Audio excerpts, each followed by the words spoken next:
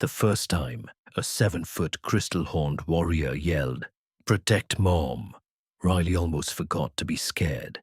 Alarms screamed through the VSS Ashen Crown, red lights pulsing, the deck shaking under enemy fire.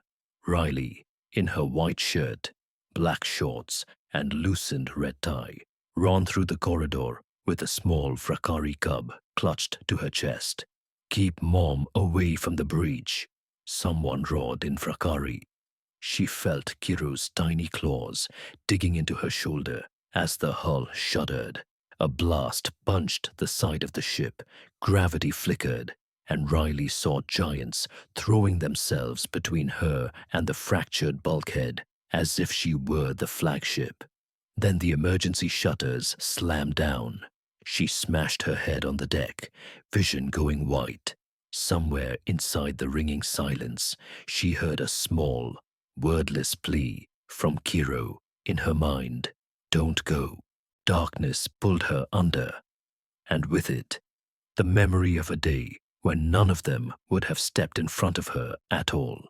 6 months earlier, the Ashen Crown had looked like a knife hanging in space. Riley Chase stepped off the dock in her crisp cadet uniform. Ponytail tight, red tie, perfectly straight. She was 19, Earth's liaison to the Shard Legions, and the only human aboard a ship of 280 Vrakari warriors. Commander Tharok towered over her in scarred armor. "You are the Hearthseed," he said. "An experiment. Do not distract my crew." They marched her through corridors that all looked the same. Bare metal, no photos, no flowers, no jokes. The Vrakari didn't smile, didn't clap each other on the shoulder, didn't talk about family. Their culture had cut affection out of itself, like a tumor in the mess. Conversations dropped when she entered. A warrior murmured, "She wears a clan thread with no clan," staring at her red tie. Riley ate alone, slept alone, walked alone. She was a symbol on a report, not a person on a ship. At night, staring at the ceiling, she wondered if Earth had sent her to change them, or just to look good on a treaty poster. On Arthas III, the ruins swallowed sound. The shattered moon was all broken towers and razor dust. Tharok's voice crackled in her helmet. "Stay with the shuttle. The structures are unstable." Riley drifted a few meters further anyway, eyes on the tilted remains of a habitation block. That's when she heard it. A faint, broken whimper, almost too soft for her suit's mic to catch. "Commander, I hear something," she said. "There are no life signs," he replied. "Return to—" She muted the channel and clambered over twisted beams, hands scraping metal. The sound came again. Not words, just a tiny cry that hit the same place in her chest where old fire and sirens lived. She tore at debris with bare, bleeding fingers until a panel shifted aside. Curled underneath was a tiny Vrakari cub, horns barely buds, scales dull gray, eyes flickering weakly. "Hey," she whispered, forgetting protocol. "I've got you." His clues closed around her wrist like a lock. When she opened comms again, her voice was flat. "I found a child. I'm bringing him back." "Nullborn," Tharok snapped, "clanless. He is nothing. Leave it." Riley lifted the cub anyway, shocked by how light he was. "If you want him left to die, you'll have to drag him from my arms," she said. "I'm not leaving him." The medbay smelled like metal and antiseptic. Med Prime Seras scanned the cub as he clung to Riley's shirt. "Severe malnutrition," she murmured. "Old untreated fractures. No clan marks." "Nullborn." Tharok stood in the doorway, arms folded. "You know the law. Nullborn go to remote labor stations. They are too unstable to serve. They jeopardize bond lattices." Riley's jaw tightened. "He's a kid, not defective equipment." "Our traditions," Ceres began. "Your traditions nearly left him under rubble. Riley cut in. Alliance law says any officer may claim guardianship of a sentient minor. It doesn't say only if they match your species. I claim him. The room froze. Tharok's eyes glowed faintly. If you attach your name to a Nullborn, any trouble he causes stains you. Any instability.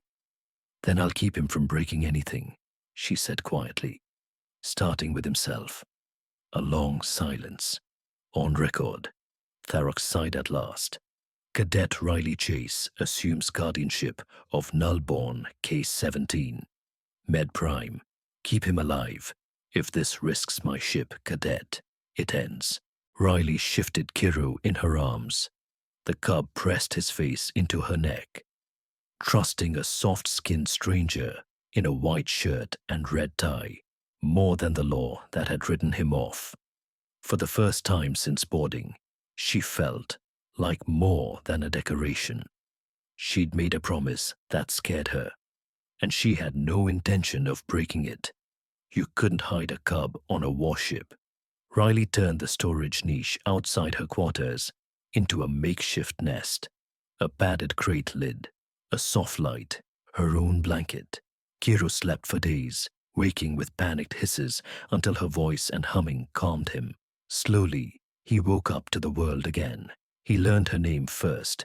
Lay, he rasped, tapping her chest. She tapped his. Kiro. Ration cubes became toys. Her red tie became his favorite thing to grab. Crew started slowing when they passed. At first, they only stared. A human girl in a half-untucked uniform teaching a small Vrakari how to hold a spoon. Then one evening in the mess, a younger warrior approached and stood stiffly by her table. How do you know what he needs? He asked. He does not speak, yet you respond. Riley wiped stew off Kiro's chin. You watch him, she said. He chirps when he's happy. He goes quiet when something's wrong. His crest flattens when he's scared. You just have to care enough to notice. The warrior swallowed. I have a sibling in the nurseries. I have not spoken to them since I joined the legions. It is discouraged. Call them, she said simply. War or not, you'll need someone who remembers you as more than armor. Word spread. Jokes quietly returned. Tiny carved tokens appeared on bunks. The ashen crown, without admitting it, started acting a little less like a weapon and a little more like a home. The High Council noticed one day. Tharok called Riley to the strategy room. Kiro padded beside her, now healthier, scales showing a faint green sheen. A silver-plated council speaker flickered in the center of the room as a hollow. So, the speaker said, gaze cold. The human hearthseed and her Nullborn. Riley rested a hand on Kiro's head. His name is Kiro. Nullborn, the speaker corrected. Their empathic fields destabilize bond lattices. During the Sundering Wars, one frightened child destroyed entire battalions by broadcasting terror. Our law is clear. Such offspring are removed. Removed to where? Riley asked, though she already knew the answer. The hollow shifted to show cold containment pods.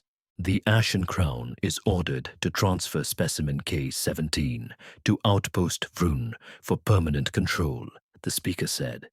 Any resistance will be treated as treason. No, Riley said.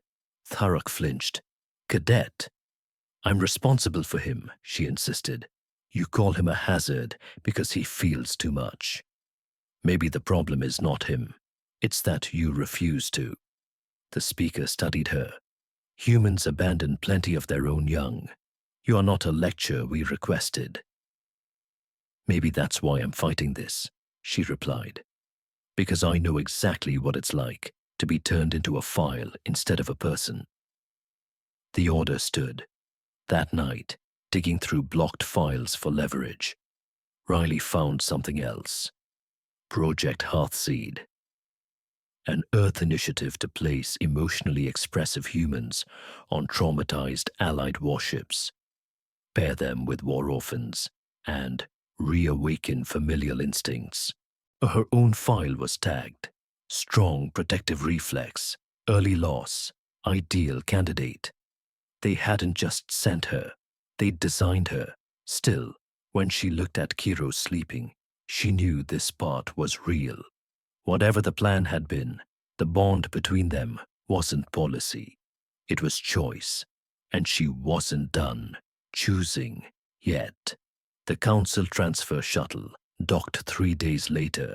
Riley stepped into the main corridor, expecting to be alone with Kiro. Instead, the passage was packed. Warriors lined the route to the airlock, shoulder to shoulder, armor marked with small personal symbols.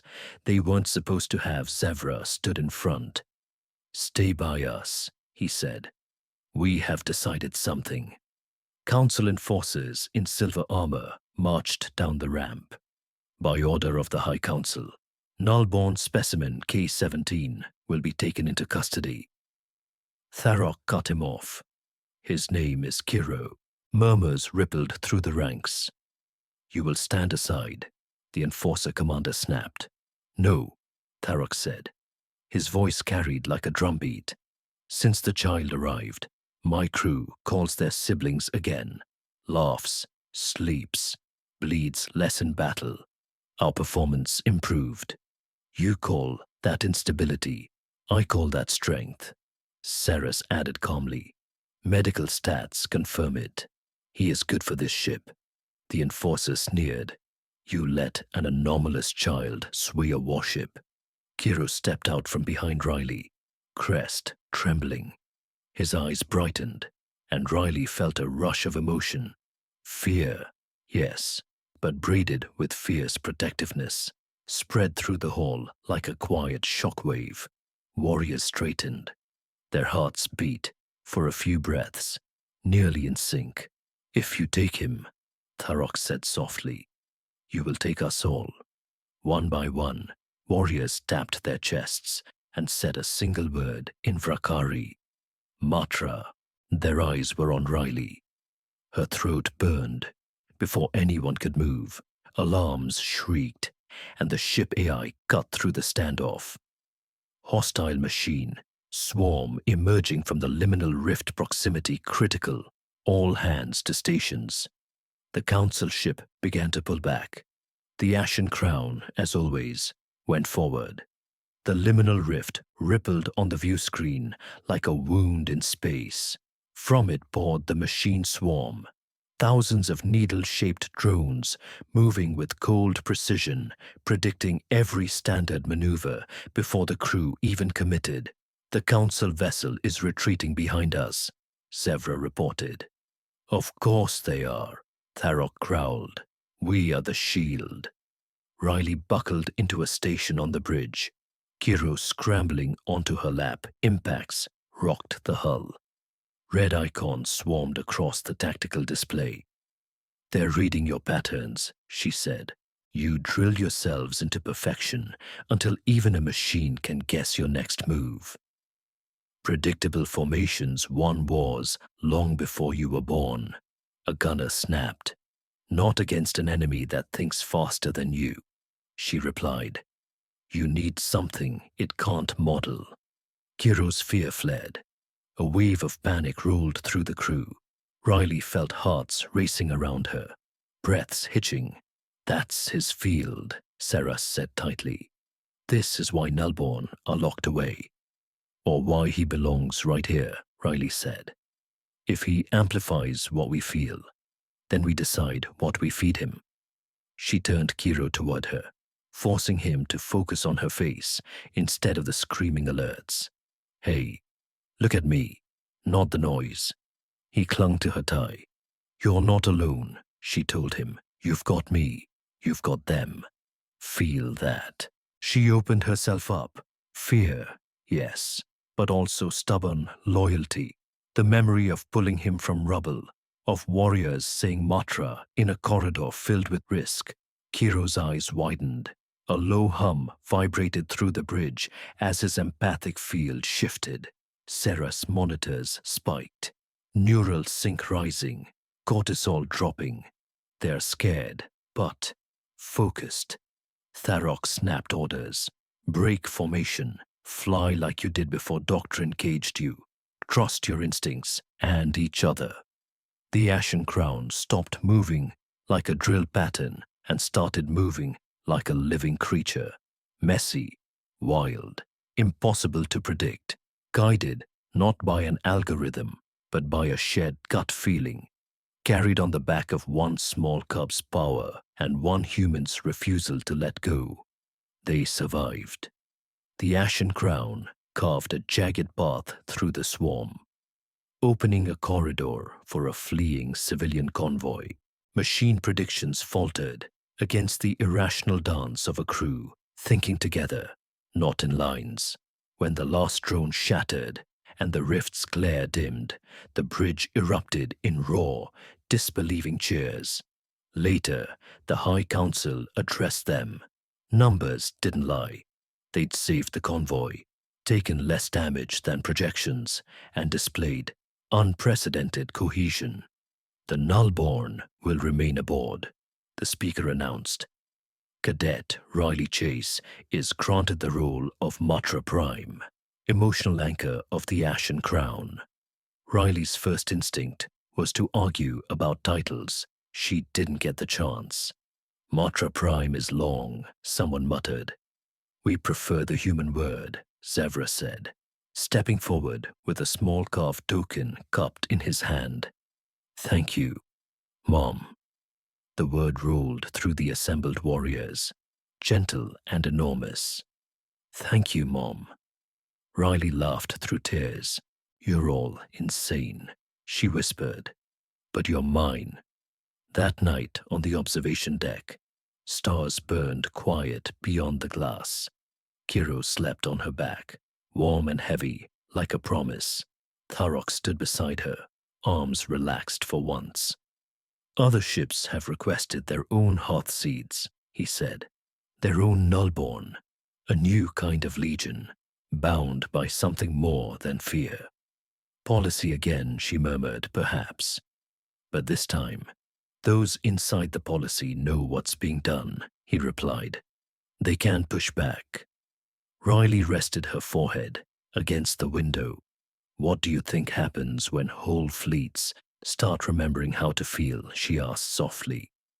And an enemy that doesn't feel at all decides that moms are the first targets. Out there, in dark space, machine minds recalculated and quietly added a new priority list. Emotional anchors, Hearthseeds, Nullborn. On the Ashen Crown, one human girl in a school-like uniform held a sleeping alien child and listened to the steady heartbeat of a warship that had finally learned to call her family. And whatever came next, she knew one thing. They wouldn't face it empty anymore. They'd face it together.